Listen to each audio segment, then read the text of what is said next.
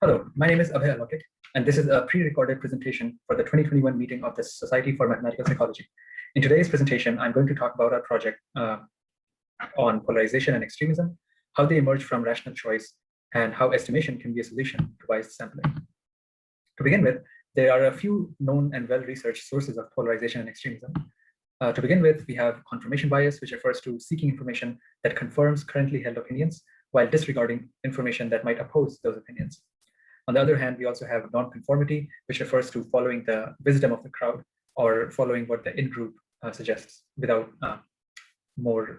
deeper research. And finally, we have social media research of recent years, which point to the very architecture, the very algorithms and patterns of social media use, which can lead to polarization and extremism. Now, these insights are quite valuable, but they paint a picture which implies that it's only biases or some sort of irrationality that produces polarization. However, we propose that people might be rationally polarized. So for instance, imagine that you have to choose between an apple or an orange for a snack.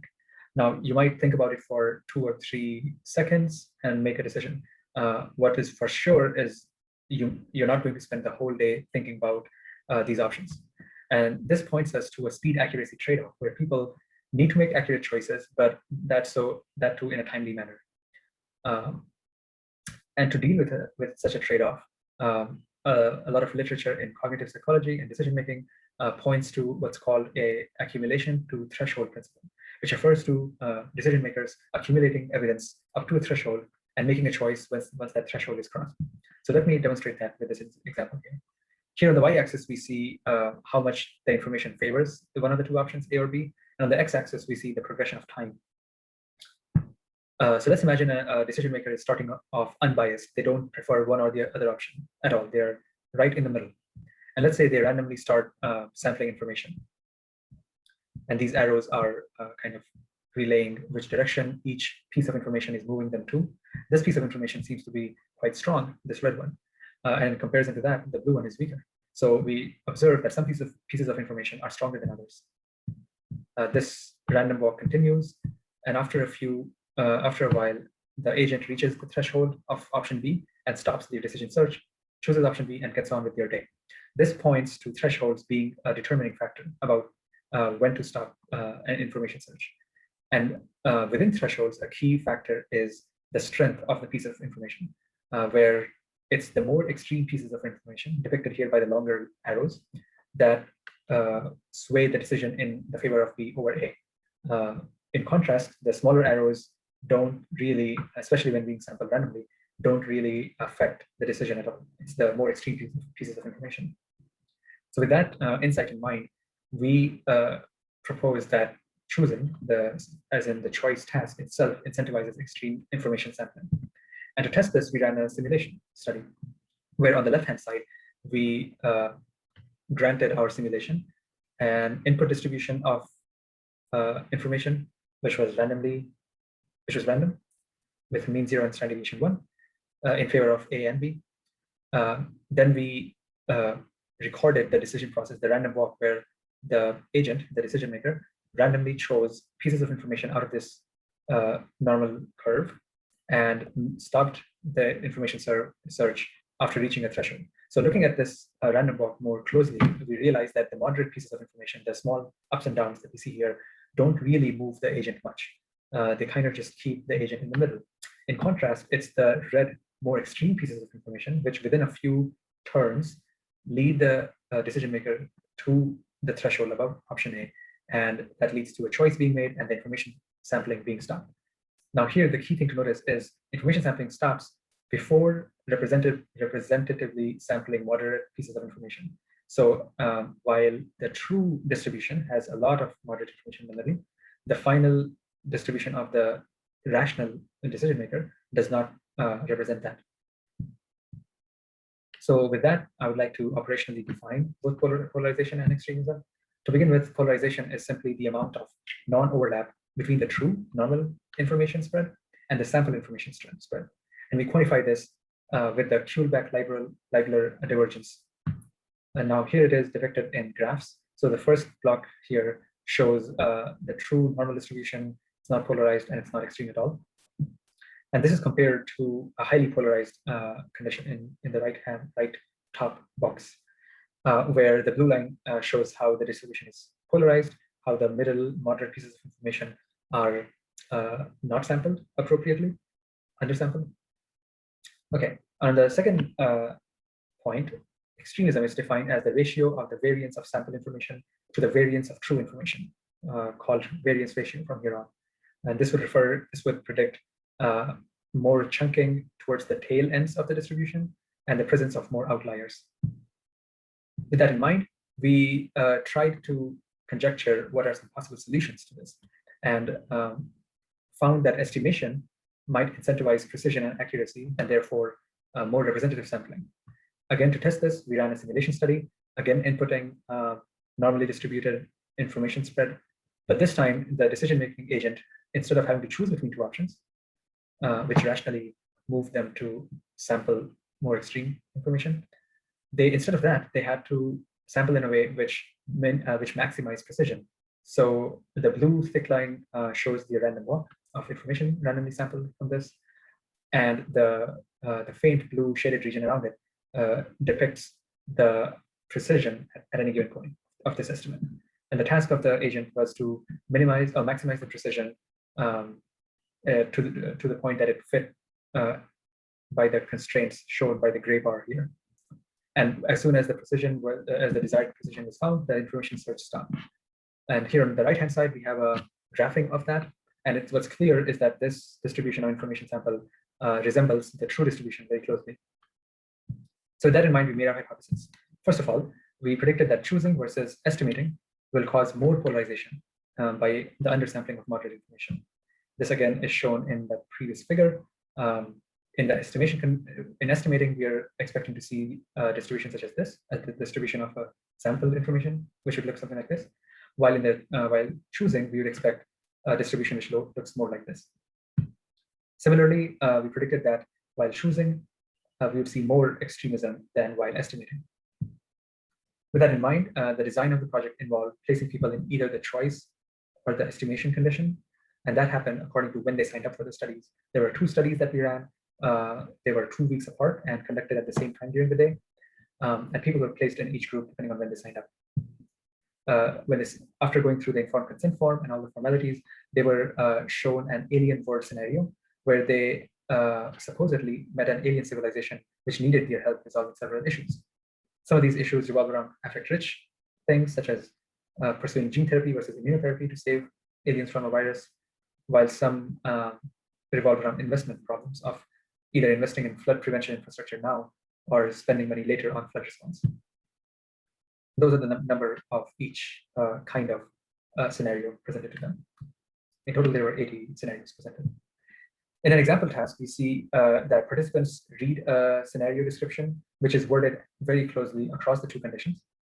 After reading it and to collect information, they clicked on this button, after which the survey presented to them randomly sampled information, which either supported or discredited one option against another. So after clicking the button, a statement that goes something like, your estimates suggest that free public transportation will decrease efficiency by 6% relative to a previous system will be shown. And then, these numbers were randomly chosen from a random distribution. And lastly, regarding the response that the participants have to make, in the choice condition on the left-hand side, they had to choose to recommend one option or the other. Whereas in the estimation condition, they simply had to indicate the extent to which they thought one option was better than the other. There were a few measures that we kept track of as the study went. So first of all, we collected all the pieces of information that were generated when the participants clicked the button. We also then collected the number of times people clicked on the button to begin with. And then other than that, we measured some self-report individual differences measure. The first one being dogmatism, which has been connected in the past to decreased sampling under uncertainty. And it refers to dogmatically clinging on to one's beliefs. And need for personal structure, which in the past has been connected to thresholds and refers to how much a person wants a structure in their life and in the universe. And it has 2 subscales. One is the desire for structure, which means how much does a person want structure, and the other subscale is reaction to lack of structure, which refers to how much do they dislike a lack of structure. And finally, we had some demographics information, which is shown here. Moving on to the results then, polarization and extremism information sampling is depicted as follows. On the left-hand side, the choice condition, on the right-hand side, the estimation condition. As predicted, people undersampled moderate information in the choice condition, which is shown by this empty hollowness in the middle. Compared to the normal distribution, which is the red line, the blue bars, which represent the observed sampling, we see undersampling of moderate pieces of information, just as predicted. And just as predicted in the estimation condition, there is no such outcome. The blue bars seem to closely follow the red line. Now, to quantify this, as mentioned previously, we had the KL divergence, in short KLD measures, which is our rationalization for polarization. And so we see that in the choice condition, there was higher polarization than in the estimation condition. Likewise, we also had variance ratio, which measured extremism. Just to remind you, a variance ratio of 1 would mean no extremism at all, or extremism representative of the extremism of the input distribution, whereas anything above would show more extremism. And that is true for choice condition, where it was 1.07 with the 95% HDI not including 1. In contrast, in the estimation condition, the variance ratio was very close to 1 with the HDI including 1. Moving on, in regards to individual differences, we found that while in the top half, while predicting polarization, as in KLD, with condition and self-report measures, we find that those in the estimation condition showed appreciable drop in KL divergence, while a desire for structure predicted increased divergence. Furthermore, predicting the number of times people clicked, we see that those in the estimation condition performed more clicks than those in the choice condition. Lastly, it seems like dogmatism and desire for structure predict less clicks, while reaction to lack of structure predict more clicks. Finally, turning to our results regarding the number of clicks and question type, we find consistently in the yellow bars here that the estimation condition consistently involved more clicks than the choice condition. So to conclude with, it seems like decision tasks are rationally leading people to more polarized sampling, where moderate information is not being accounted for. In contrast, and as a solution, estimation tasks seem to lead to more representative sampling. In general, estimation promotes more sampling. And then finally, individual differences in dogmatism and need for structure are potentially important factors when thinking about this. Now, before the end, I would like to also cover some future directions that this might go to. In particular, we are interested in evaluating how drift thresholds and start point biases might affect these distributions.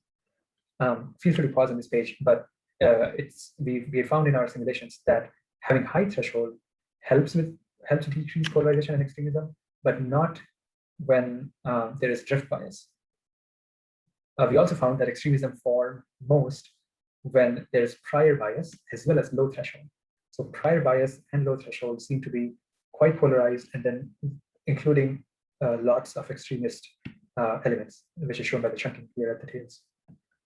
Finally, drift bias across all conditions seem to promote a unimodal distribution of the information collected, and this unimodal distribution would be in favor of the option towards which the drift occurs. And we'd like to explore these simulated results in real studies in the future. Lastly, a few other simulation results. Some might say that it might have been the very nature of a dichotomous choice task where you have to choose between option A and B that we saw polarization. Maybe with multiple options, we wouldn't see an effect like that. But unfortunately, that's not the case, as the heat map here shows,